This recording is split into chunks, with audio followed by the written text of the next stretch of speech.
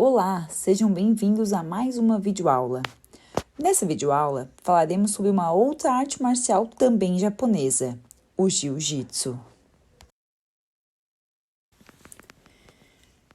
Iremos começar apresentando a história do Jiu-Jitsu.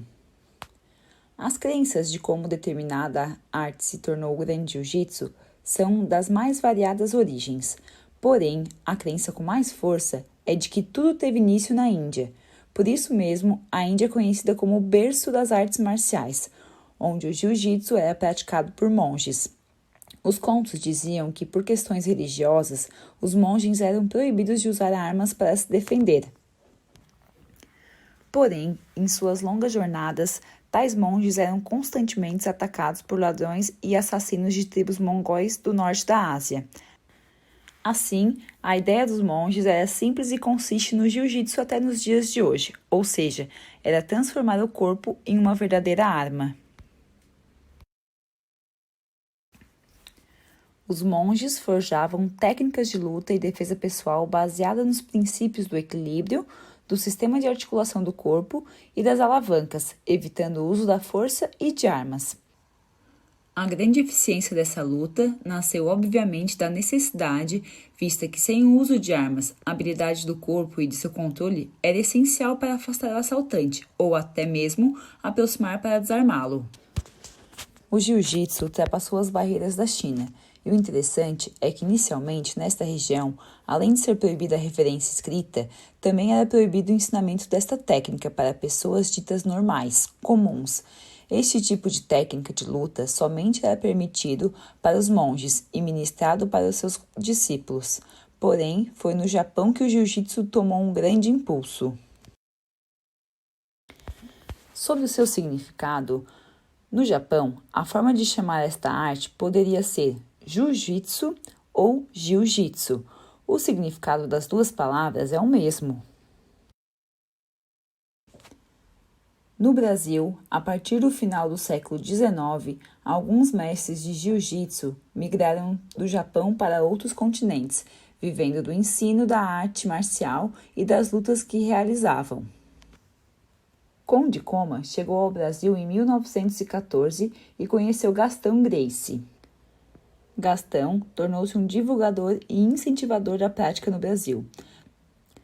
Levou o que se tornaria famoso depois, seu filho mais velho, Carlos Gracie, para aprender a lutar com os japoneses. Sim, Gracie é um nome que você vai ouvir falar muito na história do jiu-jitsu. No Rio de Janeiro, em 1925, abriu a primeira academia Gracie de jiu-jitsu.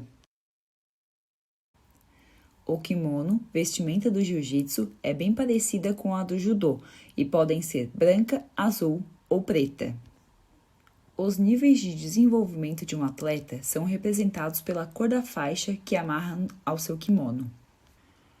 Para atletas adultos, as cores são branca, azul, roxa, marrom, preta, coral e vermelha, em ordem crescente de habilidade.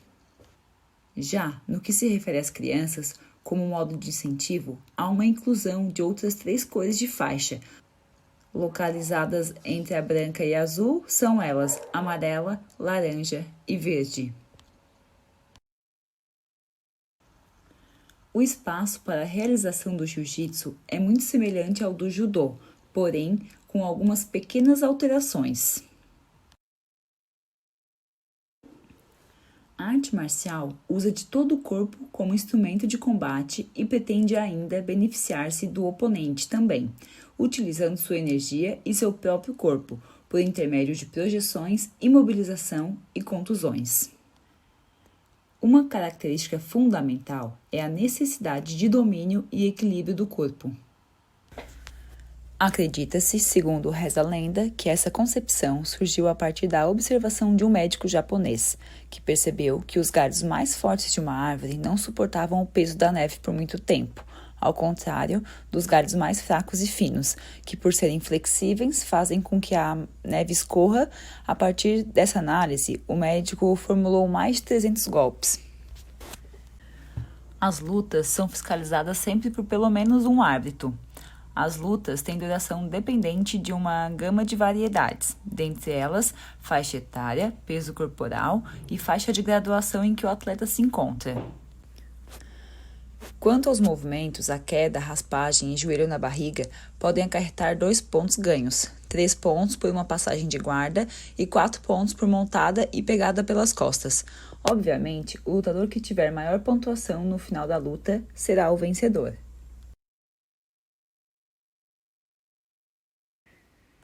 Agora vou mostrar a vocês os movimentos do jiu-jitsu. Queda ou projeção é qualquer falta de equilíbrio causado ao adversário que o leve ao chão.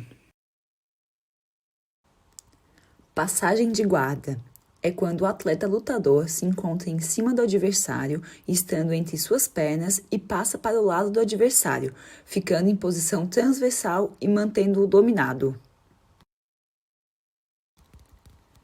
Joelho na barriga, quando o atleta lutador está por cima de seu adversário e põe o joelho sobre a sua barriga e assim levando à imobilização.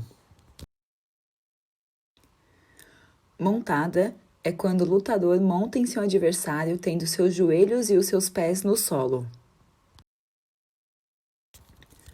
A pegada pelas costas é um movimento em que o lutador pega o seu adversário pelas costas utilizando os pés. E por último, a raspagem. A raspagem é um movimento em que o lutador está por baixo, com o adversário entre suas pernas e consegue inverter as posições. Vale lembrar que o jiu-jitsu não é uma modalidade olímpica, como acontece com o judô. No âmbito escolar, assim como toda e qualquer outra prática, o jiu-jitsu possui vários benefícios. Além da vivência proporcionada aos alunos, ele trabalha o senso de disciplina, hierarquia e respeito, ensina o aluno a lidar com derrotas e vitórias, aumenta a confiança, aumenta a qualidade de vida e bem-estar físico e é um esporte que trabalha a integração.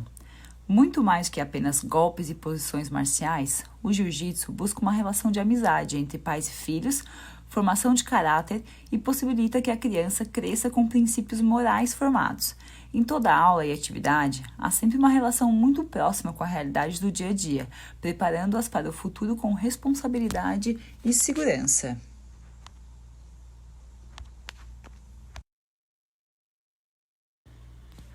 Agora que já temos uma breve noção do judô, vamos praticar.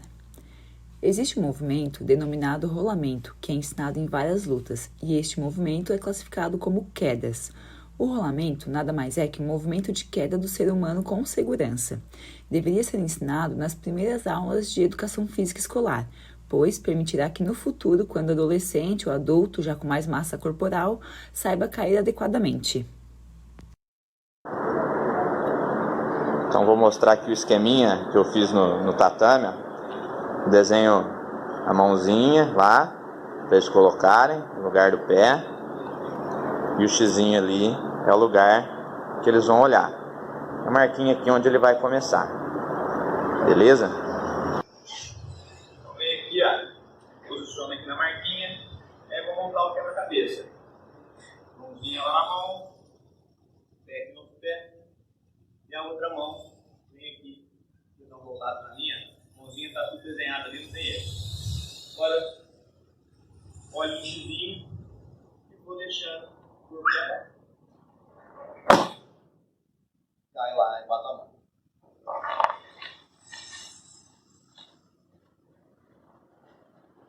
Monta o quebra-cabeça. Olha o xizinho. Agora é a hora de vocês tentarem executar o rolamento em casa. Se possível, peça para alguém filmar a atividade e compartilhe conosco. Abraço e até a próxima!